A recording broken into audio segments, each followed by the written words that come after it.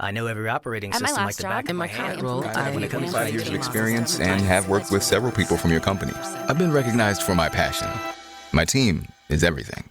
LinkedIn delivers candidates who rise above the rest. With an up-to-date view into shared connections, skills, and interests you won't find anywhere else. See why 86% of small businesses who post a job on LinkedIn get a qualified candidate within a day. Post a job for free at linkedin.com/achieve.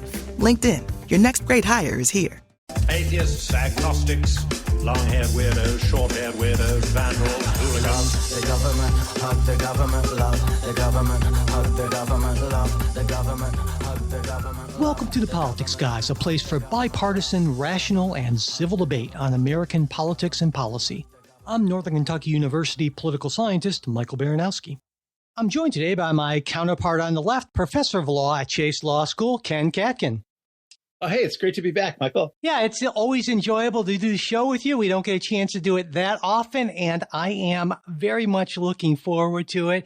But before we do get to our stories for this week, I want to thank Estevan, a longtime listener and supporter. He recently renewed support through Venmo, which is a thing that you can do. And as always, support links are in the show notes. But Estevan, thank you so much. We really do appreciate our supporters. We literally could not do this without you. So thanks very much. All right. So we'll open with, this week, the Federal Reserve's Open Market Committee declined to lower interest rates for the fifth consecutive time, keeping them at the current 4.25 to 4.5% level. Now, this non-move, though, wasn't without controversy. And as you would expect, the controversy was led by President Trump, who's been pushing very hard for the Fed to drop rates. On Truth Social, he posted that Jerome Too Late Powell has done it again. 3 exclamation points, when you really want to make that point. He's too late, too angry, too stupid, and too political to have the job of Fed chair. There was a bunch more there, but I think you get the point at this point. Now, on the vote, most Fed votes are unanimous, but this one wasn't. Fed Governors Christopher Waller and Michelle Bowman, who were both appointed by Trump, voted against the decision to hold the rate steady for the first time in 32 years that 2 Fed governors have dissented on an interest rate vote. Now, markets largely expected this non-action, but they did drop a bit after Chair Jerome Powell said that the committee hadn't yet determined if it would lower rates at its next meeting, which comes in September. Now, the statement that the Open Market Committee issued after meeting pointed to somewhat elevated inflation. It's currently 2.7%, as well as swings in net exports that are affecting the data. Now, putting that less diplomatically, I'd say I read it as the Fed isn't sure how the Trump tariffs will play out, and it's concerned that significantly higher tariffs combined with a rate cut could fuel inflation, which seems entirely reasonable to this guy. Now, President Trump's position is that the Fed has kept rates higher than other big central banks have, and that this is raising borrowing costs for the government and hurting the housing market. In typical Trumpian fashion, he wants a big, bold cut. He's called for a 3% reduction in the overnight lending rate, which would put it in the 1.25 to 1.5% range. Safe to say that's not happening anytime soon. So, Ken, what do you think about the Fed's decision to not lower rates this time around? Yeah, I mean, it was a fairly obvious decision. I think the only thing that's remarkable about it is that there were the 2 dissents, because the Fed, has formulas that they use. These decisions are made in transparent, quantifiable ways. They plug in data that comes from the economy about inflation, about unemployment, about various factors, and they run the formula, and it dictates an answer, and then they typically vote for that answer. And right now, the 2.7% inflation last month, which is driven seemingly primarily by the tariffs, maybe also somewhat by the immigration roundups, which have caused some sectors to have labor shortages and therefore have reduced output and have to raise prices. In the wake of both that kind of inflation and also that kind of tariff uncertainty about what's coming next, and actually uncertainty which is determined through polling businesses and consumers about the economy. So there's quantitative methods that they quantify uncertainty as well. It's pretty high, primarily driven by policy, but it seems like watch and wait is probably, the most prudent thing. Or if anything, I think the justification could have been there to raise the rates a little bit. Yeah, I know I dug in a little bit to the reasoning behind the two dissenters, and it seems like the big thing they were pointing to, at least one of the big things, is that while unemployment is still fairly low, the labor market shows some signs of some problematic signs, and there were labor market hiring figures came out, I think, yesterday or the day before, and they did some revisions to the last couple of months, and it looks like the job market isn't exactly locking up, but it's not necessarily as strong as it has been, and I think that was in part driving the decision of the true Trump appointees. But I think they have a very different viewpoint, of course, on the tariffs, as you would expect by governors that were appointed by President Trump. But to your larger point, I mean, I think we largely agree on this. Not only is inflation at 2.7% above the Fed's sort of informal target of 2%, but it's been going up for the last 3 months. It was 2.3 in April, 2.4 in May, and 2.7 in June. And so given the fact that we have this uncertainty about the tariffs, I think that the prudent thing to do certainly is not to make any changes, at least until we see the July and August inflation data, and then the Fed can always make a correction in their next meeting in September, depending on how things play out. At least that's my take on it. Yeah, and maybe actually, just so we're not confusing the listeners, I think what we're both assuming in our answers, but not every listener may know, is the Fed has a twin statutory mandate. So the Federal Reserve Act tells the Fed that in setting the interest rates, the two primary goals are to control inflation and to combat unemployment. And so the main indicators they're going to look at are, what are the current inflation rates and unemployment rates, and also, with that polling data I talked about, where do businesses and consumers, which direction do businesses and consumers expect that those things are moving in. And so, that's why the things that you just said are relevant, that inflation is higher than the target, and unemployment is not higher than the target. So if you have a situation where inflation is running too high, unemployment is not running too high, then combating inflation at that moment in time under their statutory mandate is more urgent than combating unemployment. And generally raising the interest rates would combat the inflation, whereas lowering the interest rates would combat the unemployment. So they're targeting the problem that's seen in the data and not the problem that's not seen in the data. Yeah, exactly. It's always a balancing act, and it's pretty clear, what direction President Trump wants that balance to go, and he's made no secret of it at all. And one of the things I've noticed President Trump doing in this particular context a number of times is saying, look at all these other big central banks that their rates are far lower. And I thought, well, that's worth looking into. And so I did. And so it's true that the U.S. interest, the prime rate is much higher than the Euro area, the European central banks, which is 2.15% right now. But the U.S. rate is pretty much in line with the UK's 4.25%, and actually well below the G20 average. Those are the 20 kind of big economies, if you will, democratic economies, 8.48%. Now, though I should say that's a little misleading, because in that G20, you have Turkey, Argentina, Russia, and Brazil, all of which have really high interest rates for other reasons. So I pulled them out. And so then we have sort of a G16, if you will. That rate is around 3.74% average, which is, slightly lower than the current U.S. rate. But I guess my general point is that it's not like U.S. rates are crazy high compared to everyone else. And so I think that was very misleading, to say the least, on the part of some people who are making that argument. Yeah, I mean, a couple of things I'd say about that. One of them goes to, what the Fed's purposes are and what President Trump's purposes are. And they're a little bit cross-purpose, because as we just said, the Fed's goal is to control unemployment and to control inflation.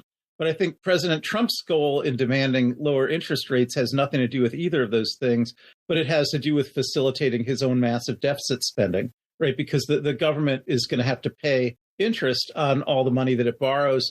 We have a multi-trillion-dollar deficit right now, and so the main impact of the interest of the Fed interest rates on Trump and on the Trump administration is, how much is this is just paying interest on our debt going to increase the deficits even more? And that's not something that the Fed really looks at. But I think when you look at these other countries, I think many of their central banks have similar goals, controlling inflation and controlling unemployment. And so if you look at, Switzerland, which is the best in the world right now, they have a zero Fed rate in Switzerland, right? The Swiss banks can borrow from the Swiss central bank for nothing. Well, Switzerland, doesn't have inflation and doesn't have unemployment. And so that's why they're able to have that. And we actually have had that at different points in time. We had zero Fed rate as recently as right after the 2008 financial crisis. So another thing about that is most of the factors right now that are influencing inflation here are policy driven and are somewhat unique to the United States, particularly, the trade wars that are being started by President Trump with high tariffs and the immigration roundups, which are squeezing the ability of certain sectors of our economy to reach output levels. So I think, we could get lower interest rates probably just through the ordinary method if he would just stop those policies. But he's not going to do that. Well, at least on one of them, I think he's not going to have necessarily much of a choice. You mentioned the tariff things. And at this point, for a while, I've actually been discounting the effects of the tariffs because I believe that most of them are going to go away, not because the president's going to say, wow, we can't do this, but because the courts are going to find he exceeded his authority. In fact, yesterday, we're recording this Friday morning, August 1st. Yesterday, the Court of Appeals for the Federal Circuit, they had an en banc hearing, all 11 of the judges, and they really gave the Trump attorney quite a hard time in that. And not surprisingly, they were saying things like, why would we read tariffs into that statute? Because as listeners probably know, the statute that the Trump administration has been citing as its authority for most of these tariffs, the International Economic Emergency Powers Act, or IEPA, doesn't even have the word tariff in it. And so the judges understandably asked that question. And they said, also, is the plain meaning of regulate to impose tariffs or taxes? Obviously suggesting that, well, no, it's not. What I found was interesting is these mostly Democrat president appointed judges on the appeals court were, it seems to me, using conservative arguments to sort of tee this up for the Supreme Court. One of the other arguments was the attorney for the administration said, well, the IEPA, it's meant to be interpreted fairly broadly. And then one of the judges said, is that really how we interpret statutes anymore? And what about Loper-Bright? And now, about Loper-Bright. Some listeners might need to be updated on that or reminded. And I'll let you kind of do that because I'm sure you're in a better position to do that than I am. Yeah, well, I certainly believe that the appeals court should strike down all these tariffs as unlawful.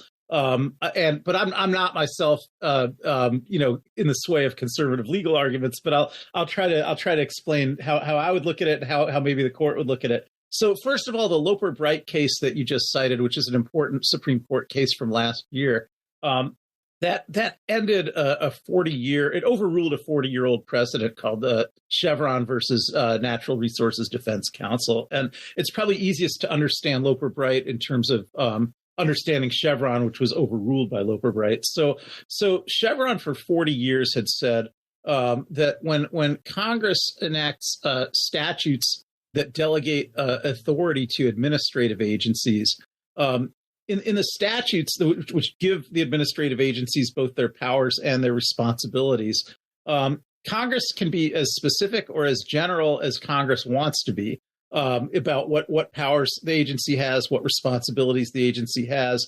And to the extent that Congress wants to be specific, the agencies have to comply. But to the extent that Congress wants to be general and wants to give agencies kind of broad powers and broad responsibilities, then the agencies get to decide what policies that they want to implement through those broad powers, and the courts have to defer to the agency's policy determinations. And again, that's in a context, of course, where the agencies are part of a president's administration. So generally, so that the agency's policy preferences are going to be the president's policy preferences by and large, with some small exceptions to that. So that was Chevron. So for many years, what that would have meant is if you had a statute, and by the way, I'm not actually sure the International Emergency Powers Act would ever have been a statute, even under Chevron, that would have received Chevron deference, because it's actually not a statute that delegates power to agencies. It's a statute that gives the president certain powers if he declares a national emergency. So it's not really a classic kind of Chevron statute. Like just to draw that out. Yeah, to draw that out for the listeners, like something like the Federal Communications Act says, that the FCC should regulate the use of the airwaves in ways that advance the public interest, the public convenience, and the public necessity. So that's giving the agency responsibility to regulate, using kind of broad terms that could have a lot of different meanings. And that would be kind of classic Chevron territory. But, the International Emergency Economic Powers Act says that when there is a national emergency, the president can declare that national emergency, and then when he does declare that national emergency, he gets to use certain specific powers that are named in the act. And the act does name specific powers. It doesn't give a broad delegation of general powers. It gives some specific powers. The only delegation is the delegation to the president to declare the emergency. So, if we think of it in its more traditional uses, the International Emergency Economic Powers Act is often used by presidents to freeze certain foreign assets that are in the United States, so that when Iran took the hostages in 1979, president, or was it 77? Whenever that was, when Carter was president, Carter got the power to freeze. It was 79. So president gets the power to say it's a national emergency that the Iranians have taken hostages, and so to the extent that the Iranians have financial accounts in American financial institutions or have real estate holdings in the United States, the government is seizing and freezing those assets for now until the emergency passes. That's the kind of powers that the International Emergency Economic Powers Act gives. So I think it was never a good fit for Chevron, even in a world where there is Chevron, because it's not delegating policymaking authority to an agency. It's actually empowering the president himself with certain specific powers when there's a national emergency. But that being said, if you want to look at it through a Chevron and Loper-Bright lens, and I agree that that's what the Federal Circuit Court of Appeals seemed to be doing, or at least some of the judges yesterday, what they would be saying is that what Loper-Bright did is actually end Chevron. And so Loper-Bright says, if you've got a statute like the Communications Act that I just talked about that says the FCC can regulate the public airwaves in ways that advance the public interest, the public convenience, and the public necessity, that even though for the last 40 years, that would mean that the FCC got to decide what was meant by the public interest, the public convenience, and the public necessity, and the FCC could advance administration policies in making that determination. Now, after Loper-Bright, the FCC doesn't get to decide that. It's the court that gets to decide that. So the court takes the policymaking role from the agency. And so it's a transfer of policymaking authority that Congress has already abdicated from the executive branch agencies to the courts, basically. That's what Loper-Bright basically is. Now, I think that that's actually ambiguous in terms of how that would play out here. I have to confess that in my mind, if the court would actually apply Loper-Bright, which I think it should not, I do see some arguments for saying, well, that means the court gets to make the policy. And if the court, thinks that these tariffs are good policy, then maybe the court should just implement its views of policy, because I do think that's the primary thrust of Loper-Bright. But I would still think that they shouldn't apply it, because really the only kind of ambiguity in the Loper-Bright, in the Emergency Economic Powers Act is whether there are emergencies, and some of these emergencies that President Trump has declared are so transparently pretextual that I think no legitimate court should defer to them. He has said, for instance, we're imposing tariffs against Brazil because Brazil is trying its former president Bolsonaro for crimes. Now, how that could possibly be a national emergency in the United States, that some foreign country is trying its own former president for crimes, seems to be, beyond the laugh test, or the idea that we can take tariffs against Canada because the national emergency is that fentanyl is coming in from Canada. When the amount of fentanyl that comes into this country from Canada in a year is less than 1% of all the fentanyl that comes into the United States in a year, even though we share a 3,000-mile border with that country, that also seems completely pretextual to me. And I think the court really can and should say these are not bona fide national emergencies, and the court doesn't have to defer to the president's determination of what's an emergency. The court should independently decide what's an emergency. The statute doesn't say that anything the president says is an emergency can trigger these powers. The statute just says that if there's a national emergency, it can trigger these powers. And there's self-evidently not a national emergency in any of these cases. So that would be my thoughts. The last thought, and I know I'm rambling on, but one thing where I also think that I don't want to go all the way to full-scale endorsement of conservative legal arguments is that some of the legal arguments that may well trip up President Trump in this case are kind of the what I would call the very kind of moronic kind of textualism. So I did hear some of the conservative judges saying, well, I don't see the word tariffs anywhere in the International Emergency Economic Powers Act, and so therefore by the plain text reading of the act, the president doesn't have power to impose tariffs.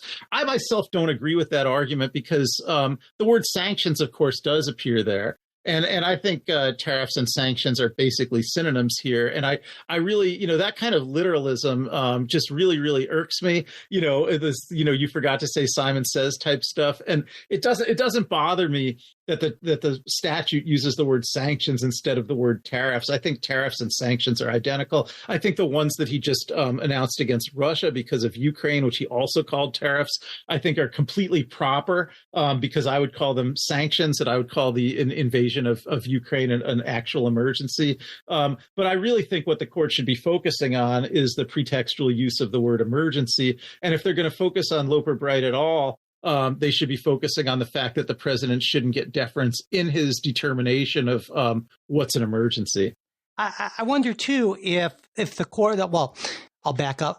I'm pretty sure, I feel fairly certain that the appeals court will find what the Court of International Trade found, that this did in fact exceed the president's authority. But what's interesting to me is how the Supreme Court's going to rule on this. I feel fairly confident that the Supreme Court will affirm what I believe the appeals court will do, largely, essentially. But what's going to be interesting to me is to see how two justices in particular, Alito and Thomas, are going to deal with this, because it seems like, you mentioned all those conservative arguments. It really seems like it's teeing it up to say, okay, well, you said you believed in this stuff before. And there's another one that occurs to me as well. I think you could maybe bring in possibly West Virginia versus EPA, the major questions doctrine, this idea that essentially if Congress wants to do something, if an administrative agency wants to do something that has vast political or economic significance or consequences, they need to point to specific delegation of authority to do that. And you can't just say, well, it gives us broad authority. And so, I mean, things like Loper Bright and West Virginia versus EPA, Alito and Thomas, that seems to me to be right in their wheelhouse. And so I'm curious to see if they actually will side with what I think to be probably 6 or maybe even 7 members of the Supreme Court who are going to, I believe, eventually vote to uphold, or to say that it's like upholding what? To say that the president actually exceeded his authority in doing this. And so I'm predicting at least 7 justices will say, no, you can't do this, President Trump. Maybe even more, but I'm really, really curious about Alito and Thomas on this. Any thoughts on that? Yeah, I'll take that bet. I'm sure that Alito and Thomas are going to vote in favor of the president, partly because they're completely corrupt and they just will vote in favor of the president, but without regard to what the issues or what the law is. But also, I think they do have a theory that will support their vote in favor of the president. And the theory that, those two have been developing over some time would be to completely distinguish between the president himself and the administrative agencies. Yeah. And so, a lot of their project would be to roll back the authority of administrative agencies, but to empower the president. And so the fact that these are executive orders coming from the president rather than rulemakings coming from administrative agencies, I think will be all the grounds they need to distinguish West Virginia versus EPA and Loper Bright, and I think they'll just say that those cases don't apply to the president. I guess I could see that opinion or that dissent. But in the end, I just think I just don't see that a majority of the Supreme Court is going to be able to support these tariffs just for all the reasons you suggested, essentially. And so, clearly you think that Thomas and Alito are going to side with that. But do you think that the Supreme Court will, in fact, rule that most of these tariffs are not, in fact, within the president's authority to impose? I do think they'll rule that way, but I think they're corrupt enough that I'll make another prediction, which is that they're gonna stay there if the Federal Circuit Court of Appeals affirms the order of the Court of International Trade and strikes down the tariffs. I'm sure that the Federal Circuit Court of Appeals will give like a 30 or 60 day administrative stay on its own order being implemented in order to let the administration petition the Supreme Court to stay it further. And I'm also sure that this Supreme Court will stay it further. So I think that there's sense. Definitely a majority there to say that the tariffs can keep being implemented during the pendency of this case. Even though I think they all know, in the end that there's going to be a majority to strike down the tariffs, but then they're going to slowball the case. And so I think there's going to be at least another year that these illegal tariffs are going to be in effect, even though by that point, the Court of International Trade would have said they're illegal, the Federal Circuit would have said they're illegal, and the U.S. Supreme Court would be on the way to saying that they're illegal. So I think that even though there's not ever going to be any serious contention that any court, including the U.S. Supreme Court, is going to do anything other than strike down these tariffs as illegal, I don't think that's going to be implemented anytime soon.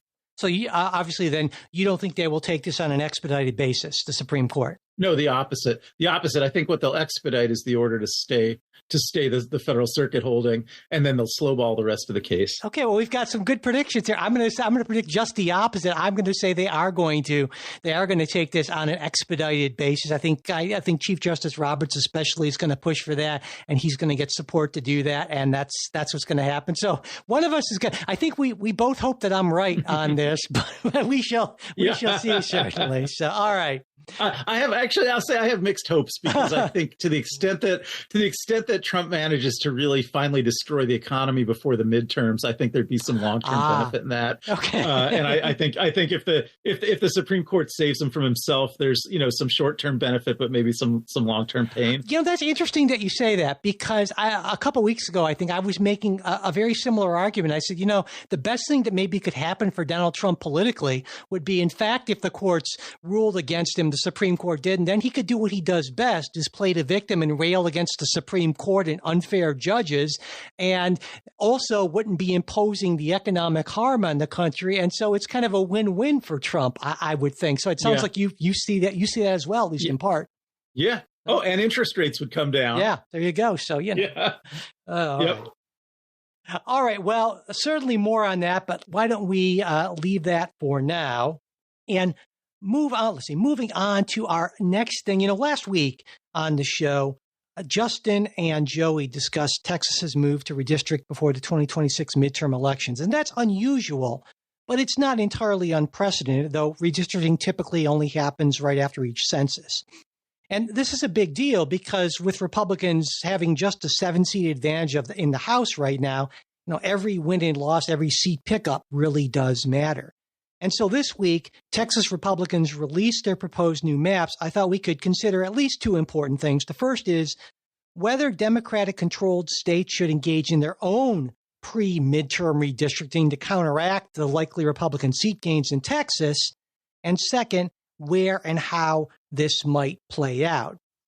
Kind of to preface this, though, I should note that the Texas plan, which could change a bit as it works its way through the state legislature, looks right now like you could add up to 5 Republican House seats in the state, which would give them 30 of the 38 seats. Or looking at it another way, in a state where just over 42% of voters chose Harris over Trump, Democrats would only control 21% of the state's House delegation. So that's gerrymandering for you. Now, Ken, I'm sure that you are not a fan of the redrawn map in Texas, but I guess the bigger issue is, well, what's going to happen with this? Because Texas Democratic legislators right now are considering leaving the state. That would deny the legislature the 2/3 quorum they need to conduct business, though that's not really a long-term solution. Though I think if Democrats could stay out of the state the rest of the year, there probably wouldn't be enough time to redistrict and have new districts in place for the midterms due to things like legal challenges, filing deadlines, that sort of thing. So I'm pretty sure we're in agreement on the map, but what do you think about the potential walkout strategy? I hadn't heard that until now, but I would favor it. I don't think there's anything that's going to come from the Texas legislative session that would be given up, if the Dems walked out. And so I don't really see much of a downside to it. I think there's some sort of theoretical downsides to the idea that sort of, renders our democracy in Texas dysfunctional. But I would say that if, it's already dysfunctional. So it's really just, actually revealing the dysfunctionality that if all that, a functioning legislature is going to do is attack the democracy in Texas, that actually preventing it from functioning would be democracy enhancing rather than democracy diminishing. So, yeah, I think they should try it. I'm not sure it would work, but I see a lot more upside than downside there. Yeah, I certainly agree from a strategic standpoint, but I am focused more on kind of the general how a democracy is supposed to work sort of thing. And so I don't like it, but partisan gerrymandering is legal. I think that was wrongly decided, but it is decided. Mid-census redistricting is legal. I don't like it, but it's perfectly okay. And so walking out is, in my view, in effect, abandoning the democratic process because it's not producing results you like. And again, I agree in terms of those aren't results that I liked either, but I think walking out is the one thing that you shouldn't be doing. But I understand your strategic arguments on that. Well, Michael, but if your argument is that gerrymandering is legal and midterm redistricting is legal, walking out is also legal. Well, it is, but it isn't. I mean, if you walk out and you leave, and well, I should have clarified this. If the legislators walk out and they stay in the state, they can be compelled by law with actually having, law enforcement bring them back into the chamber, which is why the last time Texas Democrats did this, it was a while ago, they actually left the state, went to other places and so forth. And so I guess it's not illegal, but it seems to me to be fundamentally subverting the democratic process to me in a way that's more concerning than doing something that I don't like, but that is constitutionally okay. That's partisan gerrymandering or mid-census redistricting. So if it were something, I can't. I think there's a flaw in your logic. Okay, there. go ahead. I mean, if you're saying any kind of hardball tactics that subvert democracy should be countenanced as long as they're legal, then leaving the state is also a hardball tactic. And the fact that it subverts democracy, as you say, I don't see how that could be an objection. Because midterm gerrymandering and partisan gerrymandering also subvert democracy. So if the test is whether it's legal, then both sides would be doing things legal. If the test is whether it subverts democracy, then both sides would be doing things that subvert democracy. So I really can't see the logic in just saying, well, the Democrats shouldn't do anything that would subvert democracy, even if it's legal, but the Republicans should do things that subvert democracy because it's legal. I just can't see that logic. You know what? You've convinced me. A pox on both their houses. Yeah, okay. Yeah. You've won me over on that. I think actually I hadn't thought about it that way, but okay, I'm with you on that. I think now. All right. Well, let's talk about that other part, that retaliatory redistricting. Do you think that Democratic controlled states should attempt any sort of retaliatory redistricting? Yes. And I think that they should. And I think that, that shouldn't be a long-term solution. That should be a short-term solution. But I've been thinking about this a lot because, Republicans, have gerrymandered a number of states. Democrats, I think, have literally only gerrymandered Maryland, which is a small state. Some Republicans will complain that Democrats have gerrymandered California and New York already. That is false. And in fact, there are large majorities of Democrats in the delegations from California and New York, but that actually does reflect voting patterns and residential patterns. And courts in both those states have actually struck down Democratic gerrymanders in the past that would have been more based on maximizing partisan advantage rather than on residential patterns. So I think we have a number of states where you've got Republican gerrymanders. And then you've got a Supreme Court whose holding on this is more complex than what you said. The Supreme Court has never said that partisan gerrymandering is constitutional. In fact, they've said the opposite, that partisan gerrymandering is unconstitutional and violates the First Amendment. What they've also said, however, which confuses the issue, is that whether there has been a partisan gerrymander or not is what they call a political question, which makes it what they call non-justiciable. So the actual holding of the Supreme Court is that it's unconstitutional for a state to engage in partisan gerrymandering. But if someone wants to go to court and say that a state has engaged in unconstitutional partisan gerrymandering, the court cannot hear the case because the court has no articulable legal standard for figuring out what's a partisan gerrymander. So we don't have any law that says that's legal. We have a law that says it's illegal. We also have the same Supreme Court saying in its doctrine that states themselves can prohibit partisan gerrymandering, and a number of states have done that. But then they've left it to each individual state court to decide whether they're going to enforce that rule or not. And we have this patchwork where, by and large, only Democratic states have enforced that. Possibly Iowa, which is a Republican state, but a small one, has also enforced that. So maybe there's one Republican state that's enforced an anti-gerrymandering rule, but it's a small state. But then other states, including my own state and your state of Ohio, where we actually have anti-gerrymandering rules in our state constitution.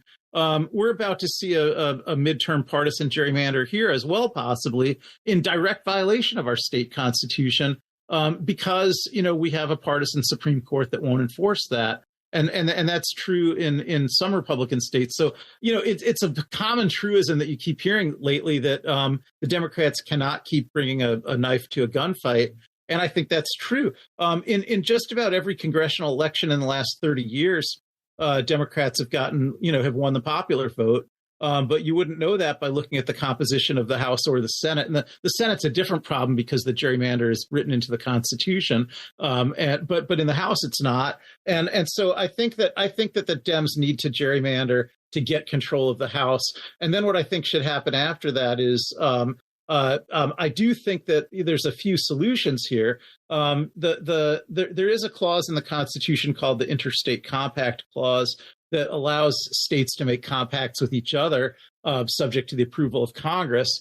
And I think that the states should make compacts that say they'll stop gerrymandering when the other states stop gerrymandering, and Congress should pass a law enforcing that, and some kind of mechanism for determining what's a gerrymander.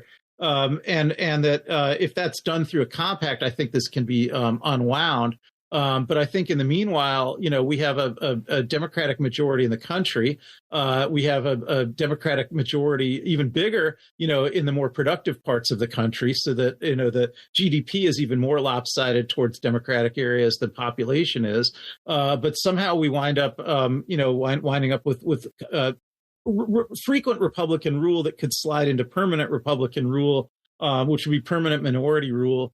Unless something's done about it. So I think something needs to be done about it. The one thing I'm not sure if in 2024 Democrats received more total overall votes, but more generally the trends you're talking about, I certainly agree with that. And I like your idea about the compact thing for gerrymandering. And I also agree with you. It's going to be a lot of agreement here, my God, on the fact that Democrats can't just do nothing if Texas is going to take this unusual but legal approach to things. And so when we look at targets, it's not something that we could really do here in Ohio. As you know, Ohio's kind of a weird state on that anyway. And we have this redistricting commission, but it only starts up with if the legislature can't agree, but of the members on the commission is tilted toward Republican. So it's like a sham sort of thing as far as I'm concerned. So Ohio, but that's in the weeds kind of stuff. Ohio's not really a target. So really, New York really wouldn't be able to do it either, or it could, but it'd be really difficult because New York's constitution prohibits mid-decade redistricting unless it's ordered by a court. So they'd have to amend the constitution, and that would be essentially impossible before the midterms because part of that in New York requires passage of the amendment by 2 consecutive legislatures and then a referendum. But California is a real possibility. Now, in California, since 2011, districts have been redrawn by an independent commission. And so to change that, there would have to be a special election put before the voters. And that's something that Governor Newsom just yesterday on Thursday said he wanted to do. That would require a 2/3 vote in both chambers of the California legislature, which they could probably get because of the supermajorities, and then November 2025 referendum. And so that's a possibility. But, California already, as you pointed out, is already very Democratic. Their current delegation is 43-9. So maybe you pick up a few states here and there, but then I start to wonder if we're going to start to see a whole bunch of these things from the states that don't have sort of provisions like New York's that make it impossible. And this is not a cheap thing either, by the way. The last time that California did a statewide referendum for a special issue, it was on Newsom's recall, actually, and it cost something like $200 million. So this is not an inexpensive sort of thing, which is why I think the kind of compact idea, if you don't gerrymander, I won't, is very appealing. But unfortunately, I don't see it happening anytime soon. So what do you think about the prospect of this happening in California? Yeah, I don't know. I mean, I was sort of speaking earlier to what I think they should do. Now, whether it would work or not, I'm less confident about, for reasons that you said. There's difficulties in California. Those difficulties may be insurmountable in New York. And even if it was done in California, as you say, it might not yield 5 new seats the way Texas is going to be able to do. I think more states could possibly do it.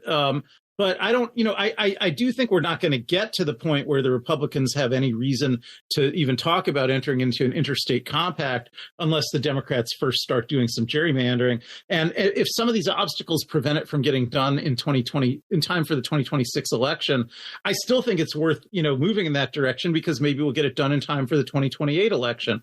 And I think, things that, you talked about New York requiring 2 legislatures in a row to put up a bill and then the voters to ratify it. Well, that's a long process, but it has to start sometime. So the sooner the better, I would say.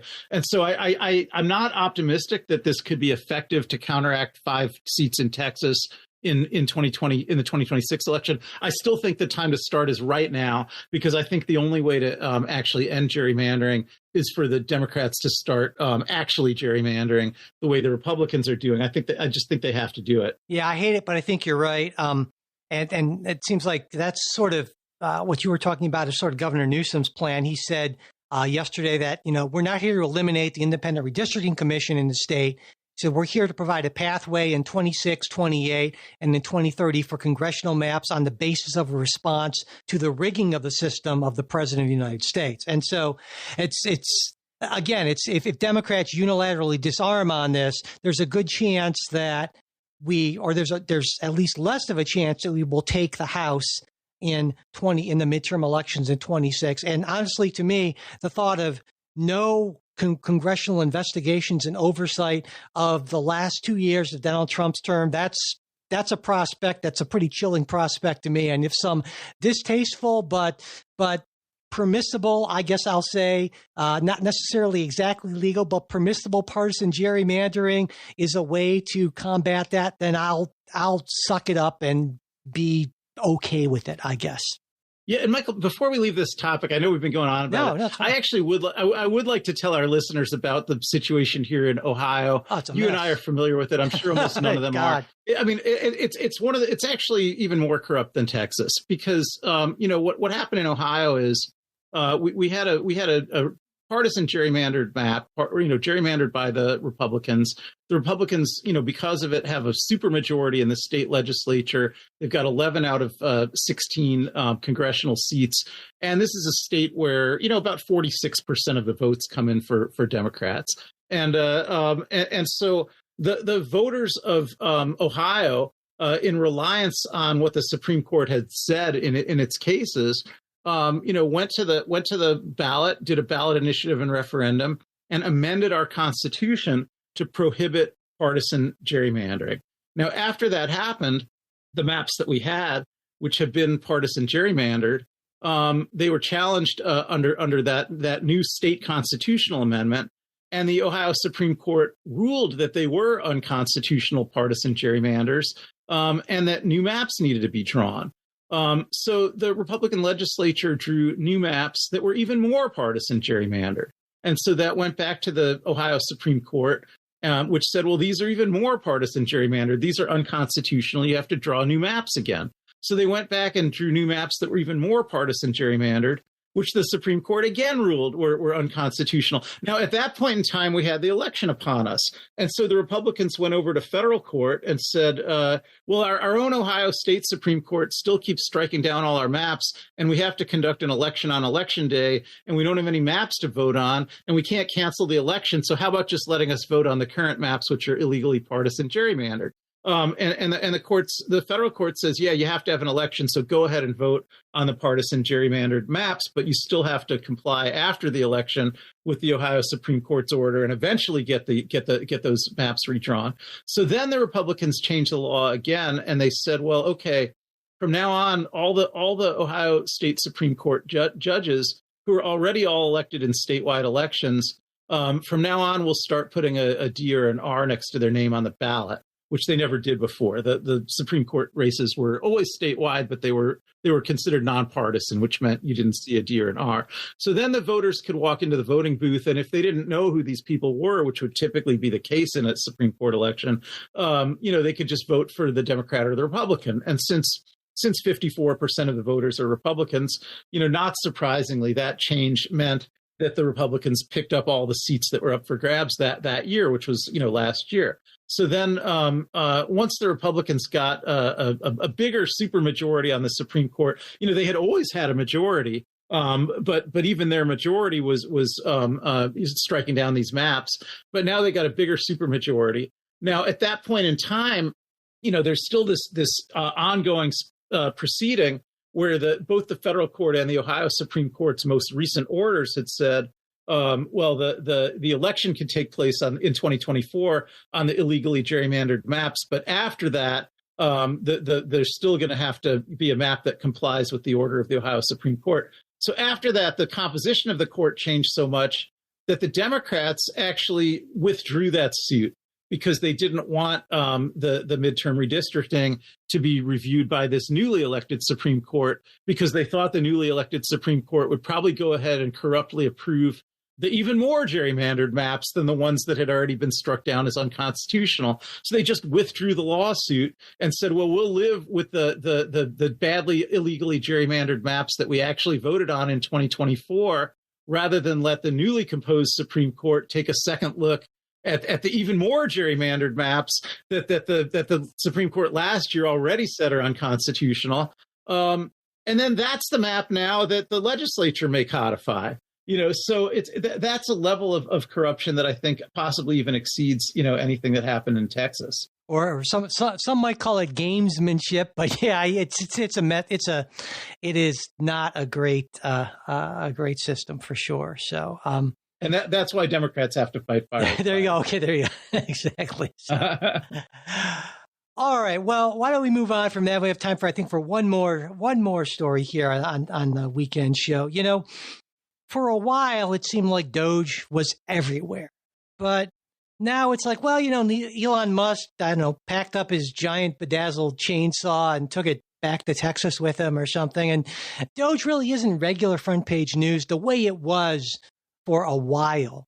But that changed at least a little bit in this last week with reports that DOGE is using what's called an AI deregulation decision tool to cut federal regulations with a goal of eliminating half of the 200,000 not statutorily required regulations. Now, according to the internal DOGE PowerPoint presentation that was obtained by the Washington Post and reviewed by a bunch of people, including yours truly, this could save up to $1.5 trillion in compliance costs for businesses each year, unlock $600 billion in investment, and generate $1.1 trillion in new government revenue over time.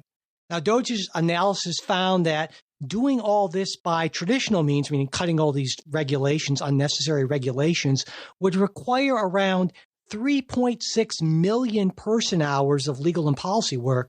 But if you use the AI tool, that cuts that by somewhere around 93%, with most of that time saving coming in automating review of existing regulations, figuring out what no longer is required by law, laws that have been changed, amended, what have you, and also to create initial drafts of documents needed for the regulation repeal process, as well as analyzing public comments in the public comment process that's part of the whole regulatory change system. So, Ken, I'm positive. I'm absolutely positive that you assume that the Trump administration will misuse this tool. So I won't even ask you about that, okay? But I'm wondering what you think about the idea in general. For instance, let's say in our much better world, Kamala Harris won the election, and this was being done as sort of a good government efficiency move in a Harris administration. So what do you think about the idea in general, pulling it back from what the Trump administration might want to be doing with it? You know, I don't think any administration actually repealed more administrative regulatory rules than the Clinton administration. So certainly Democrats can favor this kind of approach in practice. You might remember when Al Gore was the vice president, his major initiative was called Reinventing Government. And Reinventing Government was exactly an initiative to repeal unnecessary administrative regulatory rules. The question isn't, whether there's a lot of regulatory rules that no longer serve their original purposes and need to be repealed. I think that's something that Democrats have actually been stronger on than Republicans. But I think the question is whether regulatory rules that are, actually necessary to achieve the purposes for which they were initiated, which remain valid purposes, to protect the environment, to protect consumers against predatory business practices, to protect the economy against crashes and frauds, whether those should also be repealed. And it seems to me that that's what the only real use that this new tool could be is to get rid of rules that are serving policy purposes that this administration is unsympathetic to, because if it was only about repealing rules that are that anyone would agree have outlived their usefulness, there'd be a lot of bipartisan support for that, as there always has been. I think that I'm extremely suspicious about what the purpose is going to be. And if I could just speak to the law for 1 second, I know I'm going long on a lot of things today. So even though the Supreme Court has already repealed Chevron, as we talked about earlier in the show, or overruled it, the Supreme Court has never overruled a related case called State Farm, and State Farm should make a lot of this illegal. So what State Farm basically says is that if you've got regulatory rules that were enacted through notice and comment rulemaking, which is the ordinary administrative process under the Administrative Procedure Act, where you've got a statute. The statute gives the agency certain powers and responsibilities. The agency wants to regulate to meet those responsibilities and exercise those powers. Typically, the agency has to put out a document called a Notice of Proposed Rulemaking, where they explain, here are some regulations that we propose to implement. Here's the reason we have statutory authority to implement them. Here's the reason in facts that we've already found to make us think that regulation here is needed, and that these regulations will be effective in helping us achieve this Congress's purposes. They put all that in a notice of proposed rulemaking. They leave that out typically, for 90 to 120 days, but there always wind up being extensions, so it stays out for even longer. all the members of the public, including especially the businesses that are going to be affected by the regulation, get to file comments, arguing in all kinds of ways, no, you don't have that statutory authority, or no, the facts are different than you think, or no, even though the problem might be what you think, your proposed solution would actually be counterproductive. All of these kind of comments can be filed. The agency has to respond to all of them on the merits before they can regulate the rules. So all that happens before a rule goes in. And what State Farm says is if agencies want to repeal a rule, they have to, not necessarily even follow the same complete notice and rulemaking process, but they at least have to explain in an order that includes substantive reasoning, that they understand what the old rule was, that they understand why the old rule was adopted, and that they have reasons why they think that either the rule was never valid in the first place, or that it no longer serves the purposes for which it was enacted. And that has to be explained. And the failure of explanation would make the action arbitrary and capricious in violation of the Administrative Procedure Act. Now, that case is absolutely good law today. So, the Supreme Court may be fixing to overrule it, but a kind of mass repeal of regulations with no explanation along the State Farm lines, would be clearly illegal today. Well, I think that's the well, if you will, the beauty or maybe the danger of AI is that it allows those at least drafts of those explanations to be generated. And certainly when I mentioned a big part of that is putting together the paperwork required for the process, that would be a big part of it, which is why it takes so long, because as you described it, it's clear that's a super lengthy process if you have human beings actually going through it and writing all this out. But if the AI can write the first draft, well, then all of a sudden that cuts, I don't know if it's going to cut exactly 93%, but it's going to cut a hell of a lot. And in an administration that is just all about deregulating, just recall that one of the first executive orders that Donald Trump put into place was, this was back in January, was he wanted his agencies to repeal 10 regulations for every one regulation that they enact. And the agencies have been doing their damnedest to make that happen. So certainly AI is kind of a mixed blessing, but in this context, I like the idea, at least with proper safeguards built in, and not only for this, but also for things like getting legislators up to speed on bills. How often have we heard, well, I didn't know that this was in this exactly. I didn't realize that what I was voting on. Well, now there's really no excuse for that, because if you, or probably your staffer, I guess, sits down for half an hour with the PDF of the bill and a couple of AI systems, all of a sudden you can learn a lot more quickly. And I think that's probably on balance a good thing, though there are other reasons why I think AI might lead to our complete and utter destruction. But in this particular context, I'm kind of a fan. No, I didn't speak specifically the AI aspect of it, but I don't agree with that, because I think that if you've got the regulatory rules that are actually serving their statutory purposes, which I think is the main body of what we're going to be talking about here, then if you run AI and you don't tinker with it, it's not actually going to recommend the repeal of these rules. So if you want AI to recommend the repeal of the rules for whatever kind of partisan reasons, then you got to tinker with the AI code. Like Elon Musk recently did, which produced his kind of mecha Hitler stuff that he had to repeal so quickly. And I think that's the type of AI use that we're looking at here. Is going to be not a straight up use of AI where AI is asked to in a neutral, detached way to analyze whether particular regulatory rules are still serving their regulatory purposes, but one in which the AI is going to be instructed. You need to come up with the argument for why the regulatory rules are no longer serving their regulatory purposes, even if they are. And so you're going to start with a kind of tainted and corrupted use of AI that can only lead to improper reasoning, as Elon Musk was recently very much embarrassed with. And so then when you get to the part of the process where there has to be public input, the public input is going to easily expose that. And so, if the agency starts with improper reasoning, whether that improper reasoning is generated by humans or generated by AI, it's not going to get to an endpoint where it could satisfy the rule against arbitrary and capricious behavior that is still codified in State Farm. And I should say in State Farm itself, so people understand what the case was about, that involved the National Transportation Safety Administration. And in the late 60s, the Congress had passed a law mandating that administration should regulate the production of new cars and should require that new cars include safety features that are cost effective and that would contribute greatly to saving human life.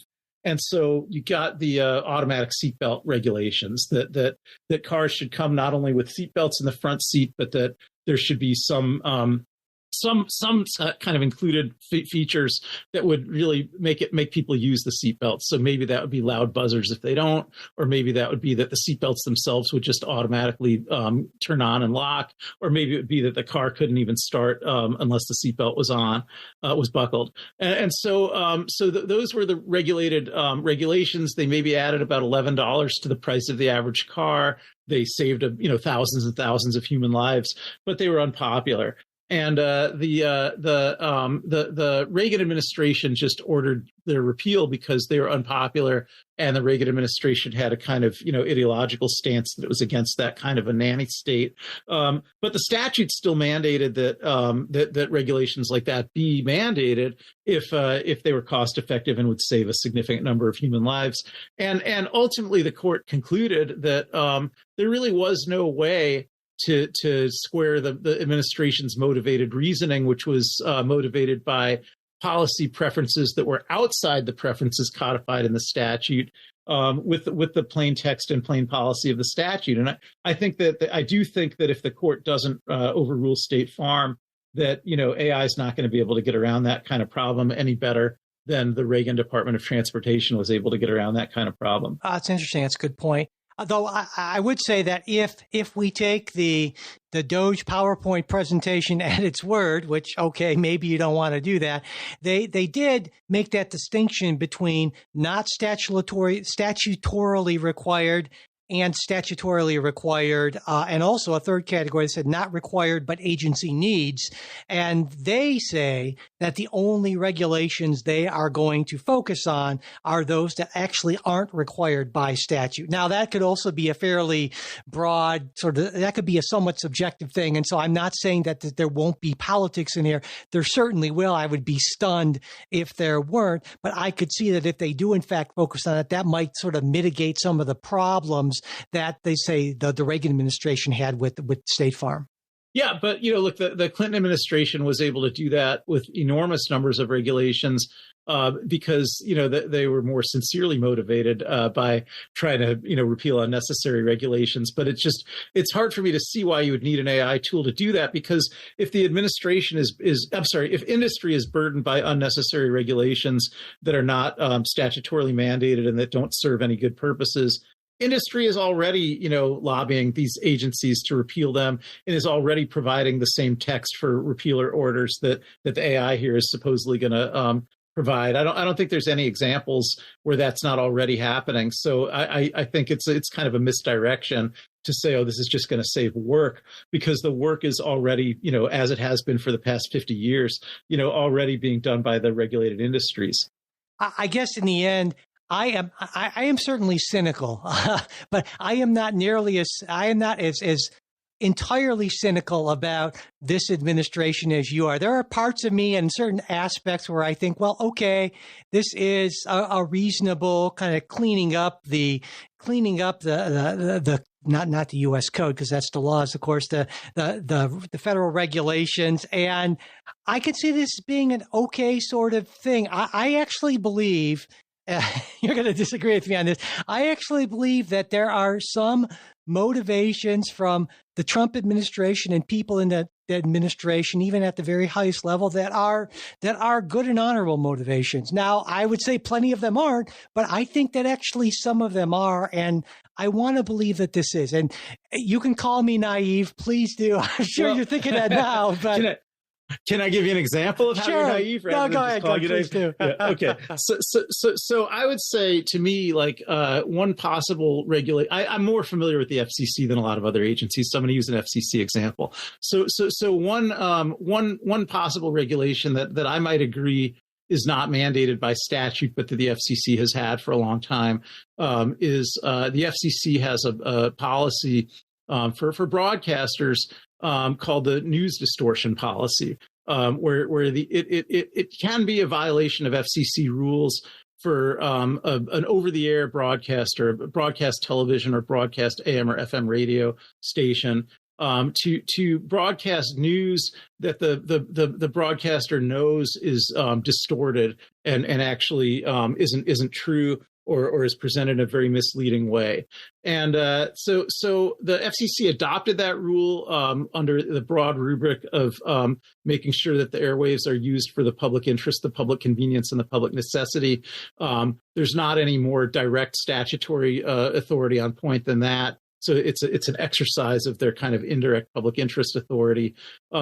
And it's a rule that the FCC has always been a little shy about actually enforcing because of the important First Amendment issues at issue there. But they still have that rule.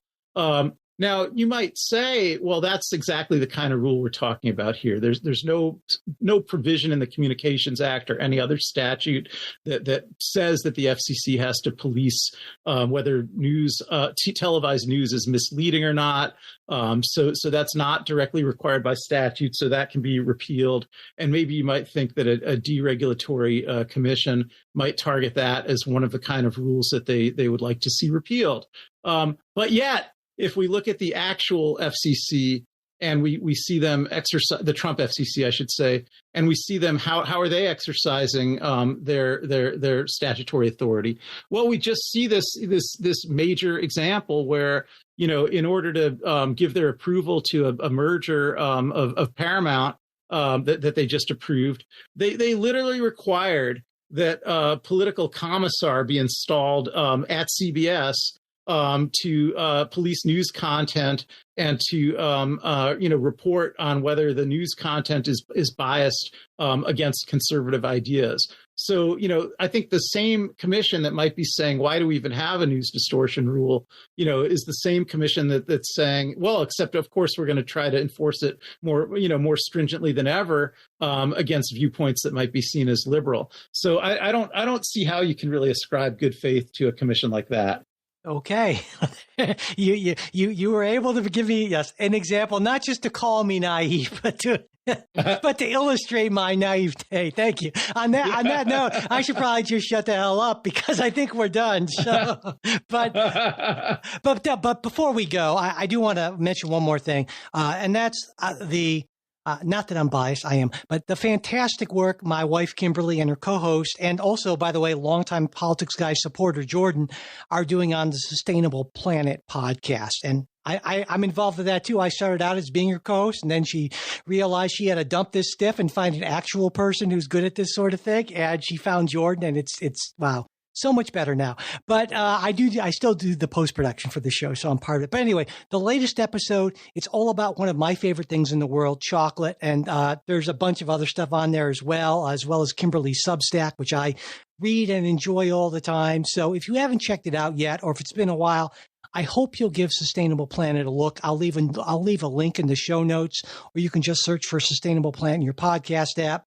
It's actually the logo for the show. It's actually our dog Olive holding a globe in her mouth. And we did that before we were using AI. So it actually took quite a lot to put that sucker together. So anyway, I think it's great. I hope you'll check it out, Sustainable Planet, or you can just go to, if you're really old school, you can just go to splanetpod.com on your, World Wide Web, NCSA Mosaic browser. That dates me to the early days of the web, but okay. Anyway, if there is anything that Ken and I talked about that you just thought we're totally wrong on, or you agreed with, or you had a question about, we would love to hear from you.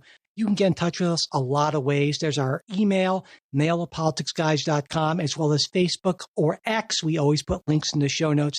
And of course, if you are a supporter, there's our Discord forum, which I am on all the time, as are a number of our other hosts now.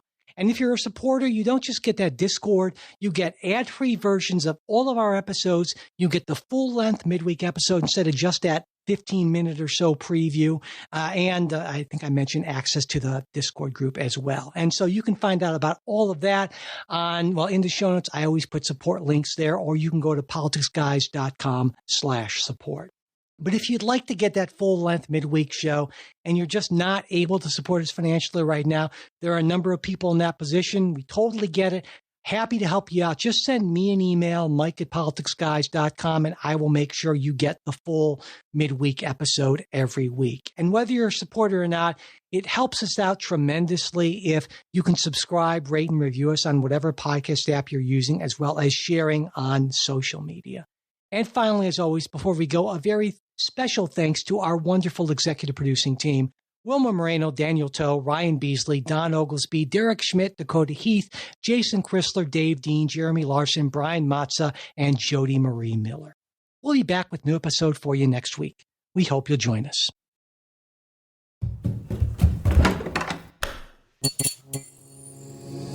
This podcast is part of the Democracy Group,